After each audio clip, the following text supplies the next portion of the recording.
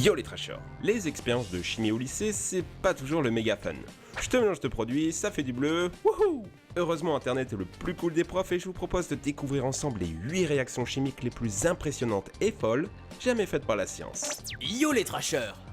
Le serpent de Pharaon. On commence en beauté avec une expérience chimique si impressionnante que lorsque vous la voyez pour la première fois, vous pensez qu'il s'agit de magie. D'ailleurs, le nom est carrément mystique, le serpent de Pharaon. Je vous laisse admirer l'horreur.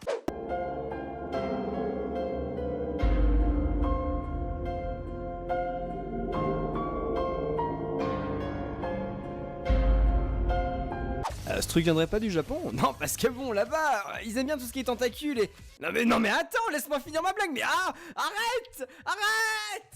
Bon alors, comment ça marche ce truc venu tout droit des enfers pour aspirer ton âme avec une paille? C'est simple, on brûle une boulette de thiocyanate de mercure 2, ce qui produit cette large quantité de matière brune, principalement de la nitrure de carbone. Mais pour ceux d'entre vous qui aimeraient admirer cette expérience de plus près, je vous avertis, le serpent de Pharaon libère également des vapeurs très toxiques, voire mortelles. Cette réaction chimique fut décrite pour la première fois en 1821 par Waller et fut commercialisée comme feu d'artifice dans les années 1860, puis bannie car les vapeurs de combustion de thiocyanate de mercure 2 causèrent la mort de plusieurs spectateurs. Aujourd'hui, le serpent noir, un dérivé de l'expérience, remplace le serpent de Pharaon, moins impressionnante mais moins dangereuse. Acide sulfurique et sucre. Je vous propose de continuer dans le thème des réactions chimiques qui ressemblent à des invocations démoniaques avec cette expérience simple. On mélange de l'acide sulfurique concentré avec du sucre et voilà le résultat, un sublime étron qui déborde de votre bécher. Pour résumer, l'acide sulfurique élimine l'eau du sucre dans une réaction exothermique puissante. Le sucre est un hydrate de carbone, ce qui veut dire que lorsque vous retirez l'eau de la molécule de sucre, il ne vous reste que du carbone élémentaire, d'où cette colonne noire et fumante. Et, outre l'odeur de soufre, ça pourrait peut-être avoir une petite odeur de caramel. Le moteur pot de confiture. Ouais, j'avoue, le titre a vraiment l'air pété, mais je vous jure que c'est rigolo, vous allez voir. Regardez, vous piquez un pot de confiture à votre grand-mère, ça tombe bien, elle en a plein. Vous le remplissez d'un peu d'essence, vous faites un trou sur le dessus et vous allumez.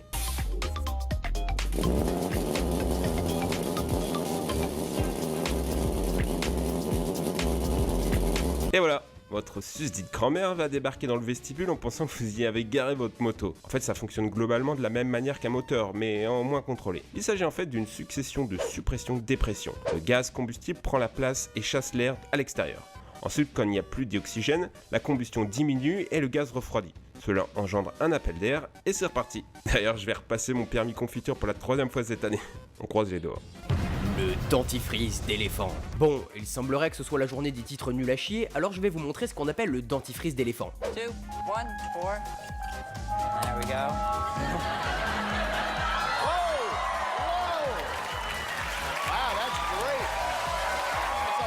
Cette réaction-là, elle est bonne enfant, vous pouvez la réaliser sans danger. Vous avez simplement besoin de savon, d'un peu d'iodure de sodium et de peroxyde d'hydrogène à 30%. L'iodure de sodium réagit avec le peroxyde d'hydrogène, dont la formule est H2O2, en enlevant un atome d'oxygène. Cela produit essentiellement de l'eau et du dioxygène, piégé dans le savon, qui fait ce gros tas de mousse coloré en jaune par l'iode. Mais vous pouvez faire plein d'autres couleurs en ajoutant simplement quelques gouttes de colorant alimentaire. Et toute allusion sexuelle concernant cette expérience sera sévèrement punie.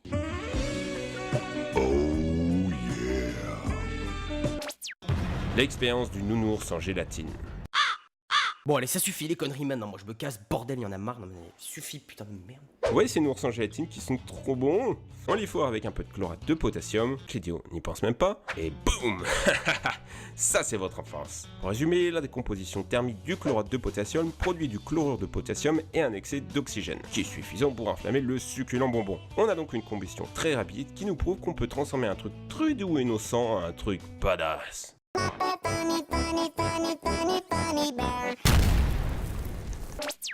Termite.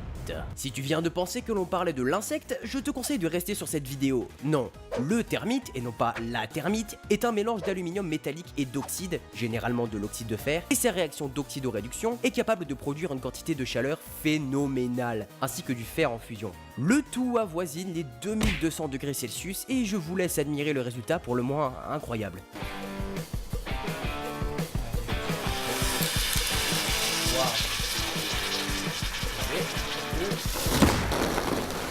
Donc voilà, si vous avez froid en hiver, laissez tomber le feu de bois, beaucoup trop mainstream et diablement moins efficace. Sodium dans l'eau. Simple mais efficace. On balance un bloc de sodium, ce métal mou, dans de l'eau, en l'occurrence un lac, et on a des explosions. Oh!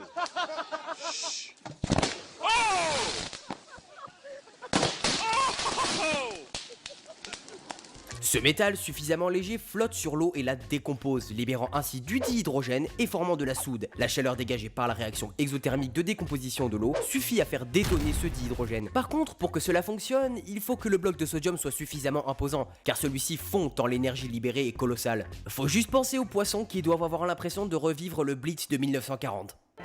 Les mains de feu. Bon, on retombe un peu dans le sérieux là. Cette expérience est à ne surtout pas reproduire à la maison car elle est aussi dangereuse que facile à faire. Si on vous dit de ne pas jouer avec le feu, il y a une excellente raison. Ne reproduisez pas cette expérience. Cette expérience permet de devenir une torche humaine et c'est vraiment impressionnant. De l'eau, du savon, on fait des bulles avec du gaz à briquet, on allume et ça donne ce truc complètement irréaliste où ce mec semble carrément avoir des super pouvoirs. En fait, l'eau présente va absorber une partie de la chaleur et protéger le corps, ce qui lui permet de tenir sa flamme sans douleur. C'est rigolo, mais c'est surtout pas le moment pour que ton nez gratte.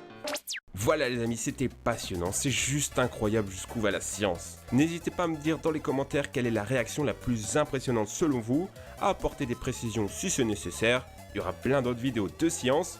Comme d'hab, les pouces bleus de l'amour, partagez la vidéo partout où c'est possible, abonnez-vous à nos chaînes. On vous fait plein de bisous. Ciao les amis.